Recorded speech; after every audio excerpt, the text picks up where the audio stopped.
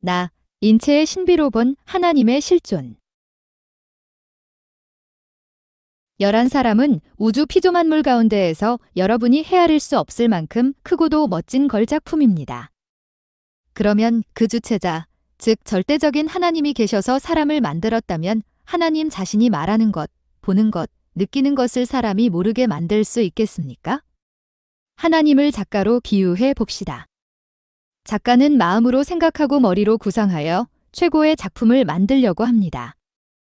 하나밖에 없는 최고의 작품을 만들려고 구상해서 만든 작품이 그야말로 하나밖에 없는 작품이 되게 될 때는 무한히 기쁜 것입니다. 만일 그 작품이 자기 생각보다도 더 멋지게 되었다 할 때 내가 생각한 것과 다르게 됐기에 깨뜨려 버린다 라며 깨뜨려 버리는 사람은 없을 것입니다. 자기가 생각한 것보다 더 잘 될 때는 자기 일생의 보물로 여기고 가나오나 놓아두고 자랑하고 싶은 것이 작가의 마음입니다. 인간이 그 이상의 것을 바라면 하나님도 그 이상의 것을 바라실 텐데 그렇게 인간을 지었다면 얼마나 멋지게 지었겠습니까? 여기에서 하나님도 인간을 최고의 걸작품으로 만들고 싶어 하지 않을 수 없었다는 결론을 내릴 수 있습니다. 12. 우리 인체의 구조는 참 신비의 왕궁입니다. 수많은 세포들이 개별적인 동시에 상응적인 관계를 중심 삼고 상충이 없이 협조적인 구성을 통해서 나라는 개인의 자유 해방권을 형성하고 있다는 이 사실은 놀라운 것입니다. 방대한 세계가 유동하고 운동하는 것이 나 하나를 완성하기 위해서라는 결론도 됩니다. 더 나아가서 하나님의 뜻을 이루기 위해서 움직인다는 결론이 나옵니다. 13. 인간에게 제일 중요한 곳이 얼굴입니다. 얼굴 중에서도 제일 중요한 곳이 눈입니다. 이 눈을 중심으로 생각할 때 눈은 부모로부터 왔다고 할 수 있습니다. 그러면 그 부모의 눈은 어디서 왔습니까? 조상의 조상을 거슬러 올라가 최초의 인간인 아담 해와에까지 가서 머무르게 됩니다. 그러면 최초의 그 눈이 태어날 때 태양이 있는 것을 알았겠습니까? 아무리 생각해도 알았다고 할 수 없습니다. 눈 자체는 복사열에 의해서 수분이 증발할 수 있는 이 지구라는 것을 알지 못했습니다. 그리고 눈썹은 눈에 먼지가 들어가는 것을 방지하기 위해서 있는데 눈썹 자체도 생겨날 때 공기 가운데 있는 먼지가 눈 속으로 들어오는 것을 막기 위해 생겨났다는 것을 알지 못했습니다. 이와 같이 눈은 무궁무진한 신비의 궁이 돼 있다는 사실을 생각하게 될 때 눈 자체가 생겨나기 전에 이미 태양이 있고 공기 중에 먼지가 있으며 수분이 증발하고 있다는 것을 확실히 알고 여기에 맞게끔 탄생시킨 존재가 있었다는 것을 알 수 있습니다. 그 탄생시킨 주체를 우리는 하나님이라고 합니다. 14. 귀를 보면 귓바퀴가 앞을 향해 있습니다. 그렇지 않고 반대로 생겼다면 또 귓바퀴가 없다고 하면 어떻겠습니까? 앞에서 오는 소리가 그냥 휙 지나가 버리고 말 것입니다. 멀리서 말하는 것도 들을 수 없을 것입니다. 귀는 앞에서 나는 말소리를 받게 되어 있습니다. 왜냐? 상대와 마주보고 이야기를 하니까 그렇습니다. 뒤통수에다 대고 이야기하는 사람은 없습니다. 상대를 만나서 마주보고 이야기하니까 그렇게 생긴 것입니다. 귓바퀴가 앞을 향해 있게 된 것은 앞에서 오는 소리를 듣게 되어 있다는 것을 먼저 귀가 생기기 전부터 알았다는 것입니다.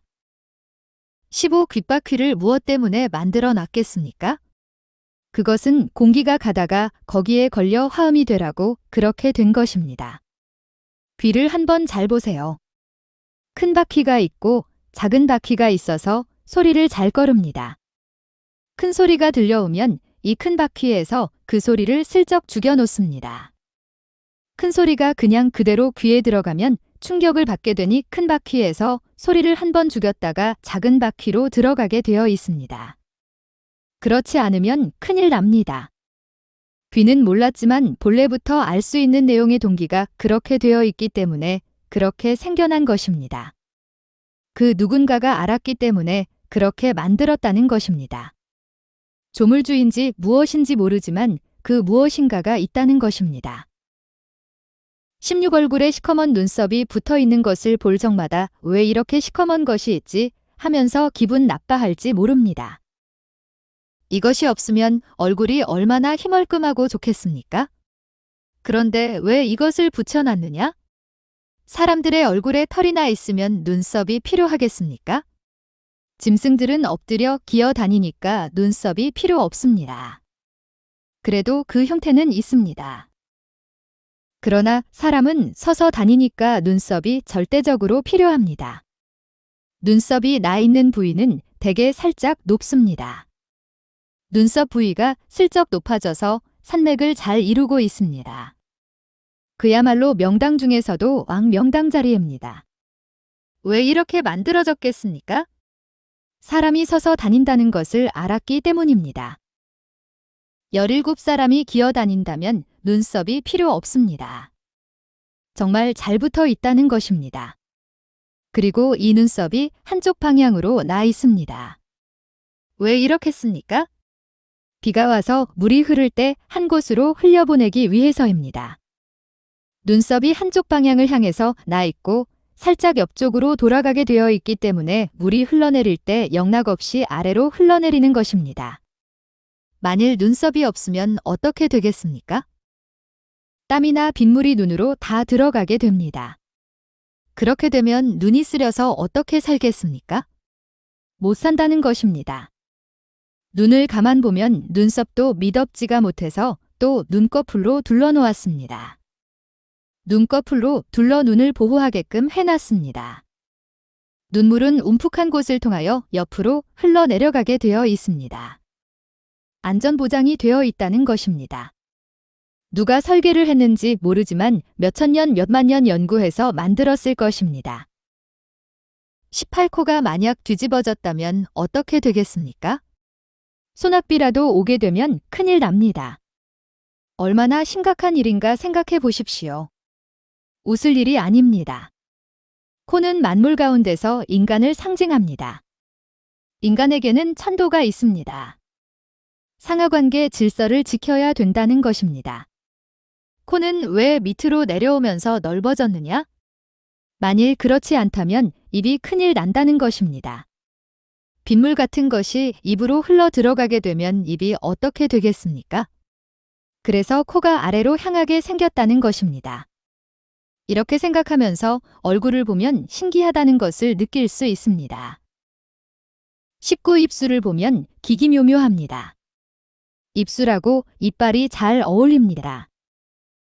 그런데 입술하고 이빨이 얼마나 떨어져 있습니까? 불과 몇 밀리미터밖에 안 됩니다. 이것이 위험하다면 이 이상 위험한 것이 없습니다. 아차 잘못하게 되면 큰일 납니다. 그렇지만 불안을 느낍니까? 먹을 때는 그저 먹는 것에 바쁘지 불안을 안 느낍니다. 혀도 얼마나 기기묘묘합니까? 입속에서 끌어당기고 밀고 하면서 작두 같은 이빨 사이를 나왔다 들어갔다 하면서도 충돌 없이 얼마나 박자를 잘 맞춥니까? 조화통이라는 것입니다. 선생님이 말을 참 빨리 합니다. 이렇게 빨리 하는데도 어쩌면 이렇게 박자를 맞추고 처음 만난 여러분과 정들 수 있게끔 말하게 하는지 정말 기기묘묘한 조화통이라는 것입니다. 만약 혀가 손가락과 같은 일을 한다면 어떻게 되겠습니까? 큰일 납니다.